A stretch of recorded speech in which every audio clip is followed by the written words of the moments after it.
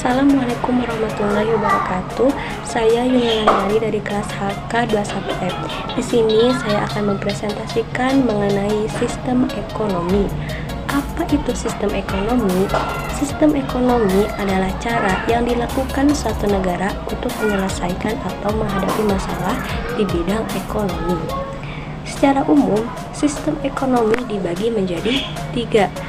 Yang pertama ada sistem liberalis, bisa disebut juga sistem kapitalis.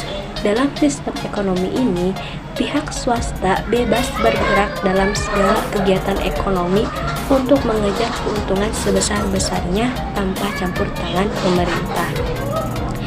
Sistem ini diterapkan di negara-negara barat seperti Amerika, Inggris, Kanada, dan lain-lain.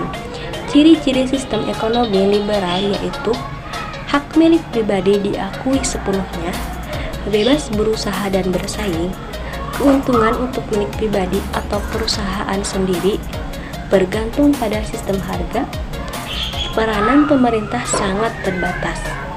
Yang kedua ada sistem sosialis. Sistem ini diperkenalkan oleh Karl Marx. Menurut sistem ini, seluruh kegiatan ekonomi baik produksi, distribusi, maupun konsumsi diatur dan dikendalikan negara, sehingga perusahaan swasta dan perseorangan tidak memperoleh kecepatan dalam berusaha.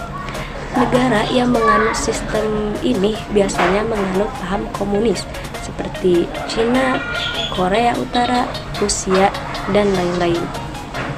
Ciri-ciri sistem ekonomi sosialis adalah hak milik bersama, tidak ada kebebasan untuk berusaha dan bersaing, pertanggungjawaban perekonomian secara kolektif, sistem harga tidak bebas, dan peranan pemerintah yang sangat kuat.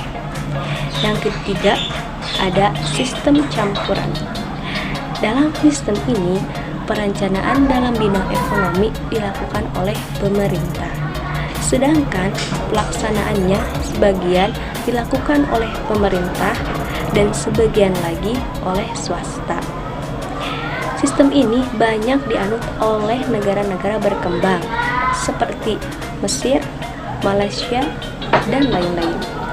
Lalu, bagaimana dengan sistem ekonomi di Indonesia? Dalam TAP MPR nomor 6, MPR 1928 menyatakan bahwa sistem perekonomian Indonesia adalah demokrasi ekonomi.